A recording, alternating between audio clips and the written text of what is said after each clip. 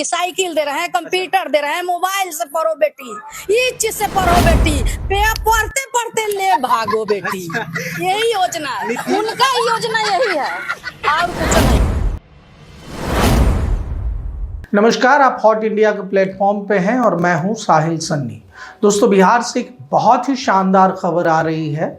Rise and fall से निकलकर सीधा पवन सिंह पहुंचे बिहार और बिहार में जो है कि उन्होंने दे दी है चुनावी दस्तक। जी हाँ, उपेंद्र कुशवाहा जी से। जी हाँ, उपेंद्र कुशवाहा जी से मिलकर उन्होंने आशीर्वाद लिया और ये कयास लगाए जा रहे हैं कि वो बिहार में जो है कि अपने गृह क्षेत्र आरा की तरफ से चुनाव लड़ेंगे। जी हाँ, और भाजपा वालों ने इसका स्वागत किया है। उपेंद्र कुशवाहा ने भी उनको आशीर्वाद दिया है। यह बीजेपी के पहल के तहत ही हुआ है और उपेंद्र कुशवाहा ने सारे गिले शिकवे भुलाकर जो है कि उनको अपना आशीर्वाद दिया। और वहीं जेडीयू ने इस पर अपनी प्रतिक्रिया दी है और कहा है कि पावर स्टार पवन सिंह का एक अपना फैन फॉलोइंग है और निश्चित रूप से जो है कि उनका प्रभाव जो है पड़ेगा और एनडीए गठबंधन को जो है वो मजबूत करेंगे। दोस्तों, इसकी कहानी के पीछे बता दूं कि राइज एंड फॉल नाम के शो में पवन सिंह की टीआरपी जबरदस्त रही। पूरी देश दुनिया में पवन सिंह का डंका बज रहा था।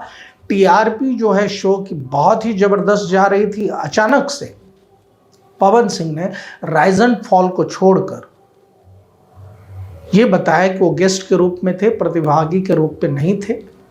वहीं दूसरी तरफ जो है कि ये जब बाहर निकलते हैं तो सीधा बिहार पहुंचते हैं और बिहार से ये खबर आती है कि उनकी मुलाकात जो है कि उपेंद्र कुशवाहा जी से हुई। उन्होंने उनका आशीर्वाद लिया। क्या दिखाता है कि पवन सिंह का राइज है या फॉल है? अगर वो चुनाव लड़ते हैं, सांसद के रूप में उन्होंने चुनाव लड़ा था, एमपी का चुनाव, अब जो है कि वो विधायक के चुनाव की तैयारी कर रही है, राइज है या फॉल है?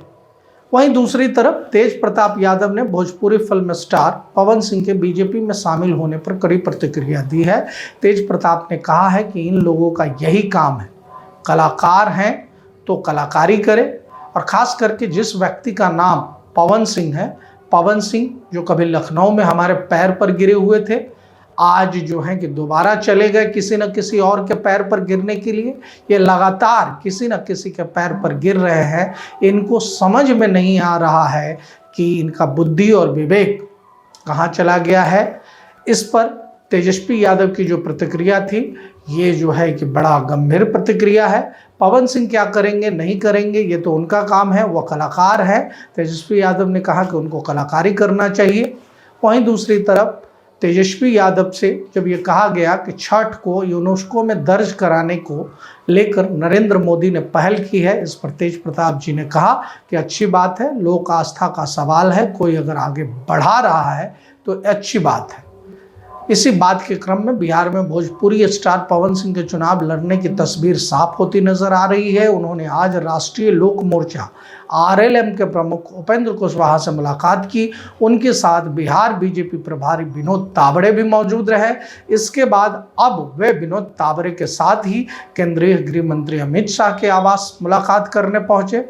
विनोद तावड़े ने कहा कि पवन सिंह बीजेपी में ही रहेंगे और विधानसभा चुनाव में कार्यकर्ता के तौर पर काम करेंगे। बीजेपी सूत्र के मुताबिक साथ रहकर सभी काम करेंगे। उपेंद्र कुशवाहा पवन सिंह मिलकर साथ में काम करेंगे। शाहाबाद और मगध के लिए बेहतरी के लिए मिलकर काम करेंगे। बता दें कि बीते दिनों पवन सिंह की बीजेपी की साथ दूरियां बढ़ गई थी, जिसकी वजह से जो है कि इन्होंने निर्दलीय चुनाव लड़ा था। वहीं खबर के अगले भाग में जाए तो गया में जीतन राम मांझी ने तेजस्वी यादव को कहा पागल। जी हाँ, ब्रेकिंग न्यूज है।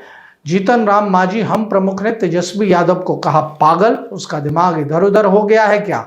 एससी एसटी के प्रति भाजपा नेगेटिव अप्रोच रखती है, ऐसा तेजस्वी यादव का बयान आया था। उसके सवाल पर हम प्रमुख जीतन राम मांझी ने उनको फटकारा। केंद्रीय मंत्री जीतन राम मांझी जी ने यह भी कहा कि तेजस्वी पागल है। उनके पिता ने जीतन राम मांझी को मुख्यमंत्री पद से हटाने का काम किया है। भले कहते थे चूहा पकड़ने वालों, बेंग खाने वालों, बकरी चराने वालों, पढ़ना लिखना सीख जाओ, लेकिन अपनी मंत्रिमंडल में उन्होंने क्या किया? चरवाहा विद्यालय खुलवाया और लाठी में तेल पिलाओ, लाठी भंजवाओ का काम किया।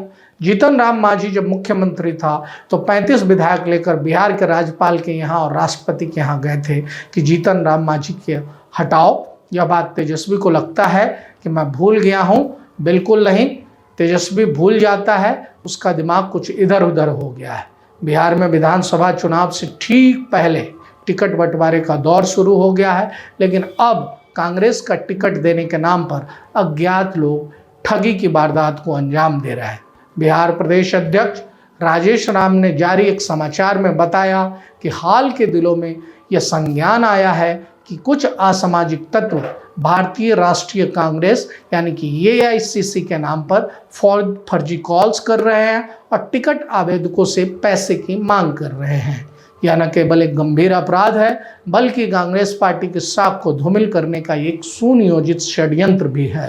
प्रदेश कांग्रेस कमेटी की ओर से स्पष्ट किया जाता है कि भारतीय राष्ट्रीय कांग्रेस एक पारदर्शी और लोकतांत्रिक प्रक्रिया के माध्यम से उम्मीदवारों का चयन करती है, ना कि पार्टी में टिकट वितरण में किसी भी प्रकार के धन के लेन देन की कोई जगह है।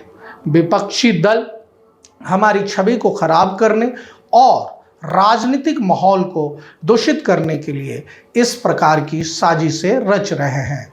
उधर तेज प्रताप यादव के लिए एक बड़ी खबर आ रही है। जी हाँ, तेज प्रताप यादव की अखिलेश यादव से नाराजगी सोशल मीडिया तक जा पहुंची है। तेज प्रताप ने अखिलेश यादव को सोशल मीडिया एक्स हैंडल, जो कि पहले ट्विटर था, उस पर उनको अनफॉलो कर दिया है। तो ये थी बिहार की राजनीति के आज के किस्से। देखते रहिए हॉट इंडिया, और अगर आपने हमारे चैनल्स को अभी तक सब्सक्राइब नहीं किया है तो सब्सक्राइब करें। किसी और हैंडल्स पे देख रहे हैं तो उसे फॉलो करें और हमारे साथ जुड़े रहें। बहुत बहुत धन्यवाद।